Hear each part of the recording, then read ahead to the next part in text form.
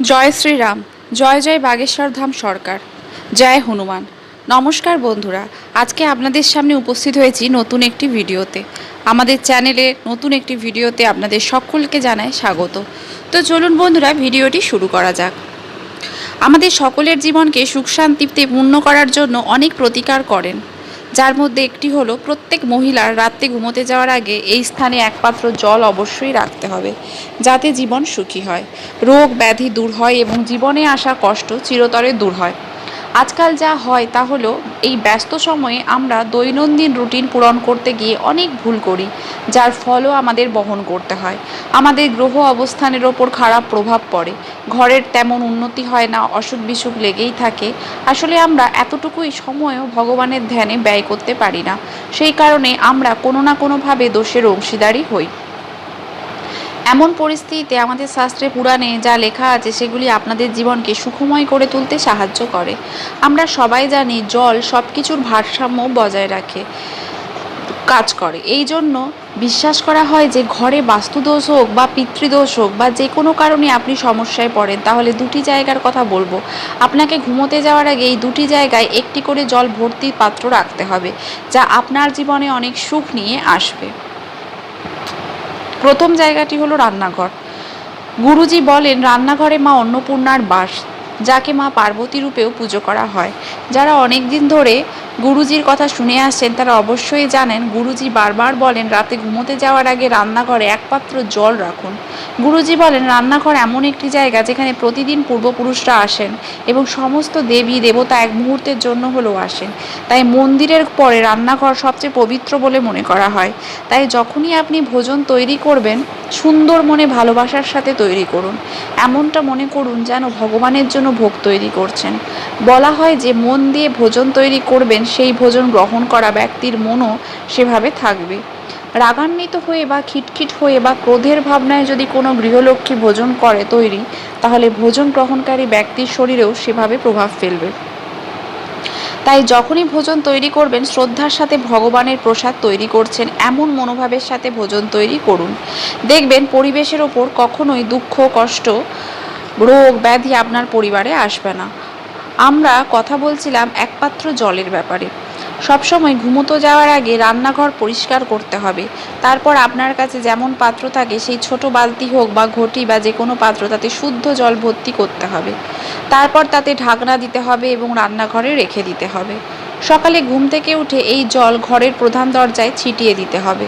রান্নাঘর ছাড়াও গুরুজি আমাদের সবাইকে আরও একটি জায়গায় জলভর্তি পাত্র রাখতে বলেছেন, সেটি হলো ঘরের মন্দিরে। ঘরের মন্দিরে বছরের পর বছর ধরে দেবী দেবতারা সেখানে বসবাস করছেন। দেবদেবীরা তাদের রূপে আমাদের আশীর্বাদ করেন। আপনাকে প্রতিদিন সকালে পুজো করার পর একটা ছোট্ট পাত্রে জল ভরে রাখতে হবে। মন্দিরে যদি বড় হয় তবে বড় কলসে রাখতে পারেন, না হলে ছোট কলস হলেও হবে, ঘটি হলেও হবে, এমনকি একটি গ্লাসেও জল ভর্তি করে রাখতে পারেন। আপনি চাইলে কলসের ভেতরে তুলসী পাতাও রাখতে পারেন, এটি শ্রেষ্ঠ বলে মনে করা হয়। এভাবে সারাদিন রেখে দিতে হবে।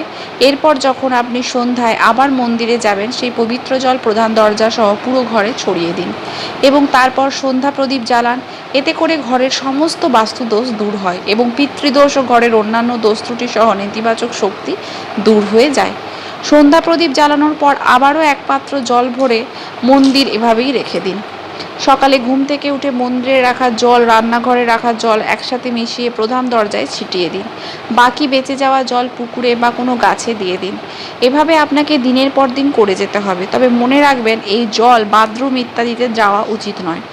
গুরুজি বলেন মন্দির বা রান্নাঘরে আমাদের সকলের এই নিয়মটি মেনে চলা উচিত। বলা হয় আমাদের বাড়ির মূল দরজায় সারা রাত আমাদের পূর্বপুরুষরা ঘুরে বেড়ান। এছাড়া অনেক এমন মানুষ আছেন যাদের দৃষ্টিভঙ্গিও খুব খারাপ। আপনার উন্নতি দেখে তারা জ্বলে। সমাজে আজকাল আমরা আপনার মতো সরল মানুষ কম হয়ে দুষ্ট প্রকৃতির লোক বেশি হয়ে গেছে। তাই এমন পরিস্থিতিতে প্রত্যেক দিন প্রধান দরজায় জল ছিটিয়ে দেওয়া উচিত। এটির অনেক সুবিধা রয়েছে, যা শাস্ত্রে স্পষ্টভাবে ব্যাখ্যা করা হয়েছে। পরিবারের পূর্বপুরুষরা তাদের দৈনন্দিন কাজে ব্যস্ত থাকে, টাকা রোজগারে লেগে থাকে, কিন্তু প্রত্যেক নারীর ঘরের খেয়াল অবশ্যই রাখা উচিত। এই পরম্পরা আজকাল নয়, বহু বছর ধরেই চলে আসছে। প্রধান দরজায় জল ছিটিয়ে দেওয়া, উঠোনে লেপ দেওয়া, উঠোন পুজো, উঠোনে প্রদীপ জ্বালিয়ে রাখার রীতি অনেক বছর ধরে চলে আসছিল, কিন্তু এখন চিরস্থায়ী পাকা বাড়িতে পরিণত হয়েছে। গ্রামের দিকে এই নিয়ম এখনও মেনে চলা হয়, কিন্তু আপনারা সবাই অত্যন্ত সকালে প্রধান দরজায় জল ছিটিয়ে দেওয়া বা সন্ধ্যায় বাড়ির প্রধান দরজায় প্রদীপ জ্বালিয়ে রাখতে ভুলবেন না। বাড়ির সামনে তুলসী গাছ অবশ্যই রাখুন। মনে করা হয় কাল ও সেই ঘরে প্রবেশ করতে পারে না। যে বাড়ির প্রধান দরজায় জ্বলন্ত প্রদীপ, ঘরের সামনে তুলসী গাছ এবং প্রধান দরজায় সর্বদা পবিত্র জল ছিটিয়ে দেওয়া হয়।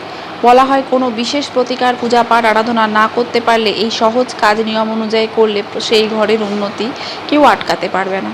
বাড়ির রান্নাঘরে মা অন্নপূর্ণার ছবি লাগানো খুব শুভ বলে মনে করা হয়। আপনি দেখে থাকবেন অনেক বাড়িতে টাকা কম এলেও সেই টাকা পুরোপুরি সঠিক পথে খরচা হয়। দুর্ঘটনা, বিপদ বা ওষুধে খরচা হয় না, সেই টাকা ভালো কাজে খরচা হয়। আবার অনেক বাড়িতে চারদিক থেকে টাকা আসে, ইনকাম করার লোকও আছে, কিন্তু অন্যের ঈর্ষা, কুনজর লেগে থাকে, যার ফলে দুঃখ, কষ্ট, রোগ ব্যাধিতে টাকা খরচ হয়ে যায়। অনেক ছোট ছোট নিয়ম রয়েছে যা মানা হয় না। আধুনিকতার দূরত্বে আমরা সেগুলি ভুলে গেছি। তাই আজ থেকে এই নিয়ম মেনে চলুন। বাড়িতে 2 জায়গায় এক পাত্র জল রাখুন এবং সঠিকভাবে ব্যবহার করুন। জীবন সুখময় হবে, ধনসম্পদ বৃদ্ধি পাবে। কোনো না কোনোভাবে আপনি যদি কোনো ধরনের দুঃখ বা অসুস্থতায় ভুগে থাকেন এবং যদি ঘরে বাস্তুদোষ, পিতৃদোষ ইত্যাদি আপনাকে কষ্ট দেয়, তাহলে আপনি সব কিছু থেকে মুক্তি পাবেন। মন শান্ত থাকবে এবং পরিবার ইতিবাচক শক্তিতে পূর্ণ হবে।